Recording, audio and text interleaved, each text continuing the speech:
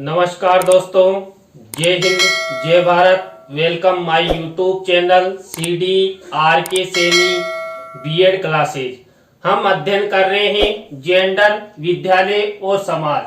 देखिए, जेंडर, विद्यालय और समाज पेपर के अंतर्गत आज हम लिंग संरचनात्मक सिद्धांत, जेंडर स्ट्रक्चर थ्योरी, जिसे हम लैंगिक संरचना सिद्धांत भी कहते हैं, आपकी परीक्षा में यहाँ पर जेंडर संरचनात्मक सिद्धांत आ जाए या लिंग संरचनात्मक सिद्धांत आ जाए या लैंगिक संरचनात्मक सिद्धांत आ जाए या लैंगिक संरचना सिद्धांत आ जाए, आपको बिल्कुल भी कंफ्यूजन नहीं होना है। इसका एक ही मतलब है।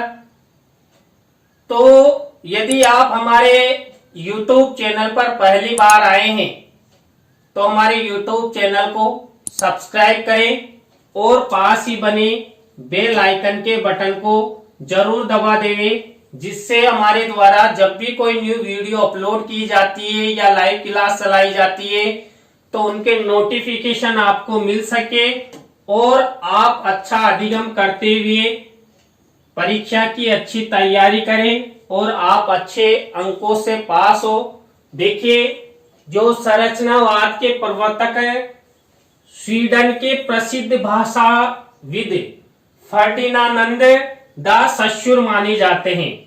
देखिए, जो लिंग अलग चीज है और संरचना अलग है, संरचनात्मक प्रक्रिया अलग होती है, लेकिन सबसे पहले हमें संरचना के बारे में अध्ययन करना होता है कि संरचना क्या होती है। देखिए, किसी भी वस्तु, पदार्थ या मानव की एक संरचना होती है। उस संरचना एक स्ट्रक्चर होता है जिस पर वो टिका हुआ रहता है। देखिए, आप मकान बनाते हैं तो उसका एक आधार स्तंभ होता है और उस आधार स्तंभ पर उस मकान की संरचना की जाती है। प्रत्येक वस्तु, पदार्थ या मनुष्य या कोई भी जीवन में कुछ भी ले लीजिए, उसका एक आधार स्तंभ होता है, एक संरचनात्मक प्रक्रिया होती है। देखिए, बालक का जन्म होता है, बालक के संरचनात्मक प्रक्रिया भी एक निश्चित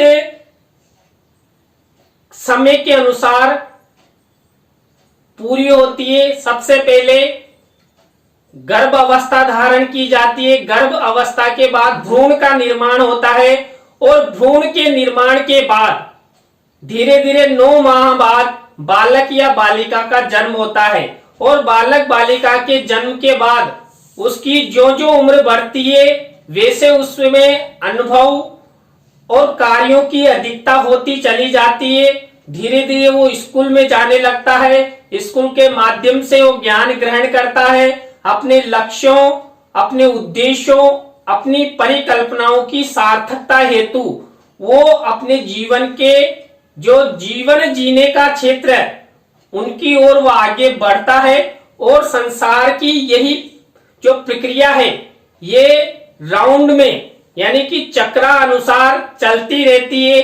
तो यहाँ पर प्रत्येक वस्तु, पदार्थ या मानव का एक निश्चित क्रम में, निश्चित आवृत्ति में संरचना होती है। तो यहाँ पर लिंग और संरचना, तो यहाँ पर जो संरचनावाद के जो प्रवर्तक है ये स्वीडन के प्रसिद्ध भाषाविद माने जाते हैं, फर्डिनांड द सस्सूर। प्रत्येक समाज में एक लिंग संरचना होती है। देखिए, हमारे भारतीय समाज ले लीजिए या वैश्विक समाज ले लीजिए, इस समाज में एक लिंग संरचना होती है जो एक ऐसा साधन है जिसके द्वारा निकायों को एक लिंग श्रेणी सौंपी जाती है, जिसे लिंग असमानता के रूप में निर्मित किया जाता है। देखें, यहाँ पर हम मुख्य रूप से लिंग संरचनात्मक सिद्धांत के बारे में अध्ययन करेंगे। तो यहाँ पर हम लिंग संरचना के बारे में ही बात करेंगे।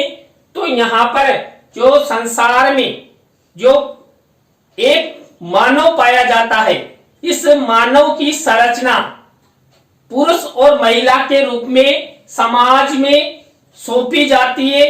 जब उसका प्रारंभिक जीवन होता है तब वो बालक और बालिका के रूप में जाना जाता है, और जो जो उसकी उम्र बढ़ती जाती है तो पुरुष और महिला के रूप में जाना जाता है।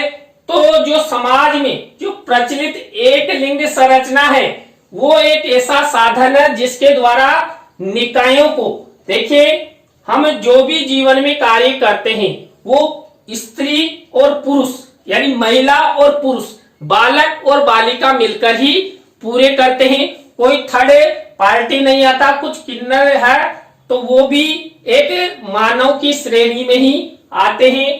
तो यहाँ पर लिंग श्रेणी यानी कि पुरुष और महिला की लिंग श्रेणी सौंपी जाती है, जिसे लिंग असमानता के रूप में प्रदर्शित किया जाता है। लिंग असमानता का मतलब है पुरुष और महिला। हमने लिंग असमानता के बारे में पहले अध्ययन भी कर लिया, वहां पर पुरुष और महिला में कैसे असमानता की जाती है, कैसे भेदभाव किया जाता है, उसके बारे में अध्ययन कर लिया है। एक जेंडर संरचना का प्रभाव स्वयं व्यक्तियों, उनकी पहचानों, व्यक्तित्वों और उनके द्वारा चुने गए विकल्पों पर पड़ता है। देखिए हमें जब लिंग संरचना के बारे में अध्ययन करते हैं तो वहां पर हम व्यक्तियों को डिवाइड करते हैं, उनकी पहचान निर्धारित करते हैं और उनके जो व्यक्तित्व है यानी पर्सनैलिटी है, ये पुरुष की पर्सनैलिटी है, ये महिला की पर्सनैलिटी है, तो उसके आधार पर हम कुछ विकल्प चुनते हैं और उन्हीं के आधार पर हम लिंग संरचना स्थापित करते हैं। लिंग संरचनात्मक सिद्धांत को समझने हेतु सर्वप्रथम लिंग की अवधारणा को समझना आवश्यक है। देखिए लिंग की अवधारणा मैंने अभी अभी भी बता दी, और लिंग अवधारणा के बारे में हमारे चैनल पर कई वीडियो अपलोड है।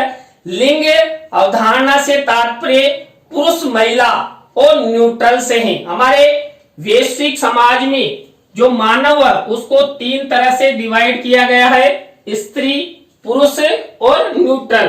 लिंग हमारे समाज के व्यक्तिगत, अंतः क्रियात्मक और संस्थागत आयामों में अंतर्निहित होता है। देखिए लिंग यानी कि पुरुष और महिला और न्यूट्रल जो हमारा समाज होता है, जिस समाज में हम सब रहते हैं, इस समाज में या तो व्यक्तिगत रूप से या अंतः क्रियात्मक रूप से इस संस्थागत आयामों के रूप में अंतर्निहित होता है। देखिए हमारा समाज है और समाज के अंदर ही हम जीते हैं, अपना जीवन यापन करते हैं, अपने बालक बालिकाओं का पालन पोषण करते हुए एक दिन इस संसार से चले जाते हैं। तो ये प्रक्रिया किसमें, हमारे समाज में अंतर्निहित होती है। अंतर्निहित क्रियाओं के माध्यम से हम पीढ़ी दर पीढ़ी क्रियाएं करते रहते हैं और ये चक्र हमेशा चलता रहता है। लिंग संरचना के रूप में जेंडर की अवधारणा करना, जेंडर को अर्थव्यवस्था और राजनीति के समान सामान्य सामाजिक महत्व के स्तर पर स्थित करता है। देखिए हम सामाजिक प्राणी हैं, तो जो लिंग संरचना है इसको हमें सामाजिक स्तर पर भी डिवाइड करते हैं। देखिए लिंग संरचना का डिवाइडेशन किन किन आधार पर होता है हम आगे अध्ययन करेंगे। तो यहाँ पर जो लिंग संरचना है उसका सामाजिक महत्व होता है। लिंग संरचनात्मक सिद्धांत लिंग संरचना पर आधारित है। देखिए नाम से ही पता लग रहा है लिंग संरचनात्मक सिद्धांत। तो लिंग संरचनात्मक सिद्धांत है ये लिंग संरचना पर आधारित है। क्यों? क्योंकि यहाँ पर हम महिला और पुरुष के लिंग संरचना की बात हम इस सिद्धांत के अंतर्गत करेंगे। तो यहाँ पर इस सिद्धांत के द्वारा लिंग संरचना को प्रदर्शित करने का प्रयास किया जाता है। लिंग संरचनात्मक सिद्धांत में क्या किया जाता है, लिंग संरचना को प्रदर्शित करने का प्रयास किया जाता है जो संरचनात्मक सूत्र के संदर्भ में व्यक्त की जाती है। देखिए व्यक्ति की एक संरचना एक निश्चित क्रम में होती है। मैंने शुरू में बता दिया, गर्भावस्था, गर्भावस्था के बाद भ्रूण का निर्माण, भ्रूण के निर्माण के अंदर 9 माह में बालक और बालिका का जन्म होता है। तो एक निश्चित प्रक्रिया के तहत मानव की संरचना होती है, मानव का जन्म होता है और वही समाज में आने के बाद पुरुष और महिला के रूप में विभक्त हो जाते हैं। इस सिद्धांत के अनुसार पुरुष संस्कृति के लिए होते हैं और महिला प्रकृति के लिए, पुरुष महिलाओं के लिए होते हैं। देखिए यहाँ पर समझने का तात्पर्य है कि जो पुरुष है वो समाज की संस्कृति के लिए माने जाते हैं, क्योंकि कई देशों में पुरुष प्रधान मानसिकता अभी वर्तमान में प्रचलित है, तो पुरुषों को अधिक महत्व दिया गया है और महिलाओं को क्या माना गया है, महिलाएं प्रकृति के लिए होती है। यानी कि कुल मिलाकर जो पुरुष है वो महिलाओं के लिए बने हैं और महिलाएं पुरुषों के लिए बनी है।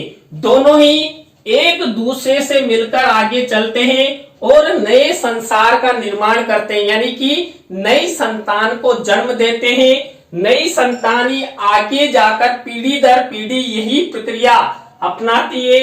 लिंग संरचनात्मक सिद्धांत पुरुषोचित या स्त्रियोचित लिंग विषयक रचना, लिंगों की असमान परिस्थिति जिसके द्वारा समाज में महिलाओं को सदैव अधीनस्थ भूमिका प्रदान करता है, की हिमायत करता है तथा इसे सतत बनाता है। देखिए लिंग संरचनात्मक सिद्धांत में हम लिंग संरचना के बारे में अध्ययन करते हैं।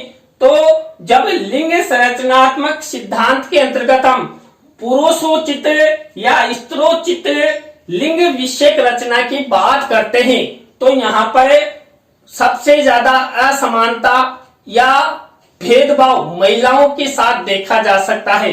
तो यहाँ पर लिंग संरचनात्मक सिद्धांत के माध्यम से जो महिलाओं की वकालत की जाती है, हिमायत करता है कौन, लिंग संरचनात्मक सिद्धांत, और लगातार महिलाओं की समानता दिलाने में ये सहयोग करता है। इस असमान और अधीनस्थ परिस्थिति से समाज में स्त्रियों के विरुद्ध भेदभाव होता है तथा उन्हें हाशिए पर रखा जाता है।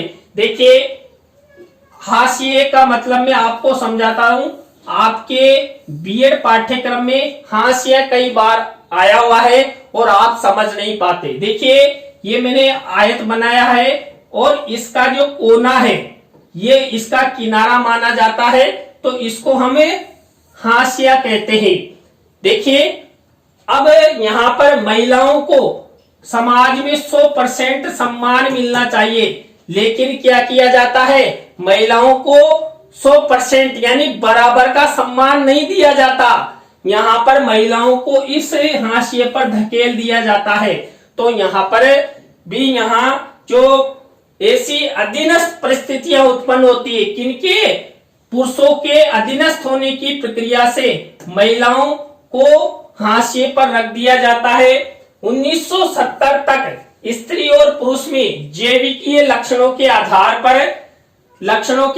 पर लिंग संरचना निर्धारित की जाती थी, लेकिन समाजशास्त्र और मनोविज्ञान के अध्ययनों द्वारा लिंग को लिंग संरचनात्मक सिद्धांत का प्रयोग कर कई आधारों में लिंग संरचना का विश्लेषण किया जाने लगा। देखिए सबसे पहले तो हम क्या बात करते थे कि केवल जो महिला और पुरुष है या न्यूट्रल है, इनका निर्माण एक जैविकीय प्रक्रियाओं के तहत हुआ है कि हमें जो महिला और पुरुष मिलकर जो निषेचन की प्रक्रिया करते हैं, उस निषेचन की प्रक्रिया के तहत कि जो महिला और पुरुष यानी बालक और बालिका में जो जननांग होते हैं, उन्हें जननांग ये प्रकृति प्रदत्त हैं, हम भी मानते हैं, लेकिन ये जैसे महिला और पुरुष के गुणसूत्र आपस में मिलते हैं तो पुरुष के जननांग और महिला के जननांग अपने आप ही बनते हैं। तो इसलिए यहाँ पर 1970 के दशक तक हम यही मानकर चलते आ रहे थे कि जैविकीय लक्षणों के आधार पर ही लिंग संरचना निर्धारित की जाती है, लेकिन धीरे धीरे हम सबका विकास हुआ, वैश्विक समाज का विकास हुआ तो लिंग संरचनात्मक सिद्धांत में के अंतर्गत कई समाज शास्त्रियों ने, कई मनोविज्ञान के मनोविज्ञाताओं ने इस पर विश्लेषण किया, शोध किया। तो इन्होंने जो लिंग संरचना है इसके 3 सिद्धांत निर्धारित किए। पहला निर्धारित किया जैविकीय आधार, यानी कि महिला और पुरुष का जो जैविकीय आधार है उनके आधार पर लिंग की संरचना होती है। दूसरा आधार निर्धारित किया सामाजिक आधार की लिंग की संरचना हम सामाजिक आधार पर भी करते हैं। थर्ड है सांस्कृतिक आधार कि महिला और पुरुष की जैसी संस्कृति है, जैसे कार्य हैं, उनके आधार पर हम इनका डिवाइडेशन कर देते हैं। तो यहाँ पर 3 आधार पर लिंग संरचनात्मक सिद्धांत कार्य करता है। देखिए इन तीनों सिद्धांतों को हम अलग अलग अध्ययन करते हैं। सबसे पहला हम अध्ययन करते हैं जैविकीय आधार। देखिए जैविकीय आधार क्या होता है? लिंग संरचनात्मक सिद्धांत के अंतर्गत प्रत्येक स्त्री और पुरुष में लिंग संरचनात्मक सिद्धांत के अंतर्गत उनकी जैविकीय विशेषताओं के परिणाम के रूप में लिंग अंतर देखा जाता है। महिला और पुरुष के जननांगों के आधार पर लैंगिक संरचना निर्धारित की जाती है। देखिए बालक और बालिका में कुछ जननांग होते हैं। जननांगों के आधार पर ये जो जैविकीय संरचना के आधार पर बालक और बालिका का जेंडर निर्धारित किया जाता है कि ये पुरुष है, ये महिला है, ये न्यूट्रल है। तो ये जैविकीय आधार पर माना जाता है और उन्हीं जैविकीय विशेषताओं के आधार पर जो पीढ़ी दर पीढ़ी, हमारा विज्ञान भी यही मानता है।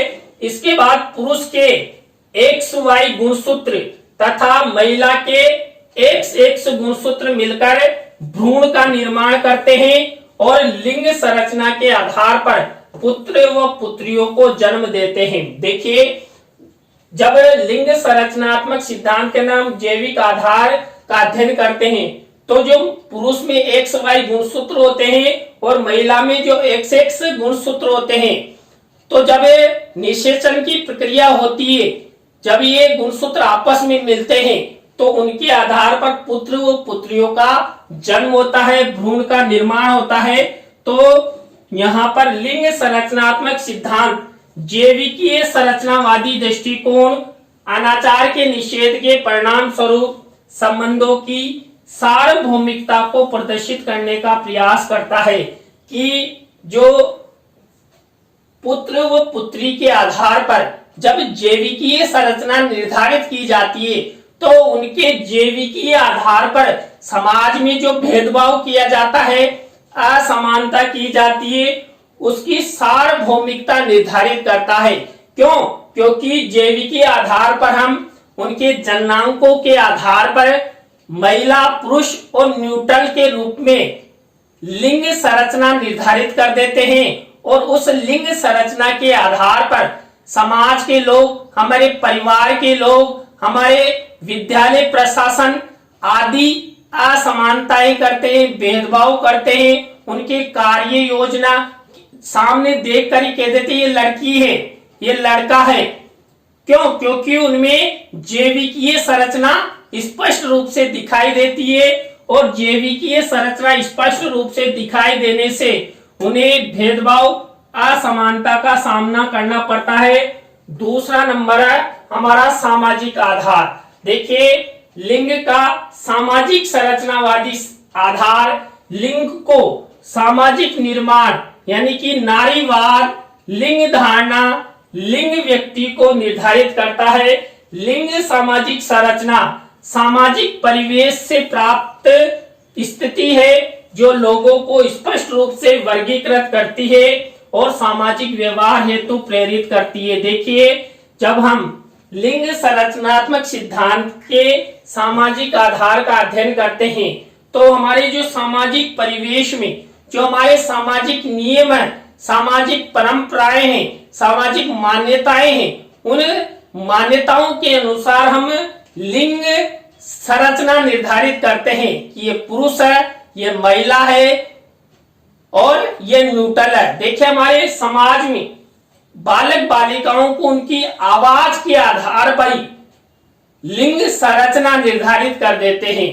यदि कि ये लड़की की आवाज है, ये लड़के की आवाज है, और ये परंपरा बहुत प्राचीन समय से चली आ रही है। नंबर 3 है सांस्कृतिक आधार। देखिए, संस्कृति के आधार पर भी हम लिंग संरचना निर्धारित करते हैं। लिंग का सांस्कृतिक संरचनावादी आधार लिंग के विषय में छवियों, मूल्यों, विश्वासों और अपेक्षाओं का एक पूरा समूह तैयार करता है। देखिए, महिला और पुरुष की अलग अलग संस्कृति होती है, अलग अलग वो पोशाकें पहनते हैं, अलग अलग उनके कार्य होते हैं। तो यहाँ पर उनकी छवियों यानी चेहरों को देखकर ही हम क्या करते हैं, लिंग संरचना निर्धारित कर देते हैं। उनके जो मूल्य हैं, उन मूल्यों के आधार पर भी हम लिंग संरचना निर्धारित कर देते हैं। और विश्वासों, देखिए कहा जाता है कि महिलाओं को कम अविश्वास होता है और पुरुष अधिक विश्वासी माने जाते हैं। तो यहाँ पर विश्वासों के आधार पर भी लिंग संरचना निर्धारित की जाती है। और समाज को कुछ अपेक्षाएं होती है, उन अपेक्षाओं पर खरा उतरने में पुरुष को अधिक महत्व दिया जाता है। तो अपेक्षाओं के आधार पर भी लिंग संरचना निर्धारित की जाती है। तो देखिए, आज की क्लास में हमने लिंग संरचनात्मक सिद्धांत के बारे में अध्ययन किया, उसके प्रमुख आधारों के बारे में अध्ययन किया। आपको वीडियो कैसा लगा कमेंट्स में हमें जरूर बताएं। नए टॉपिक के साथ हम आपसे फिर मिलेंगे CDRK Saini B.Ed classes YouTube channel पर। जय हिंद, जय भारत, राम राम साहब।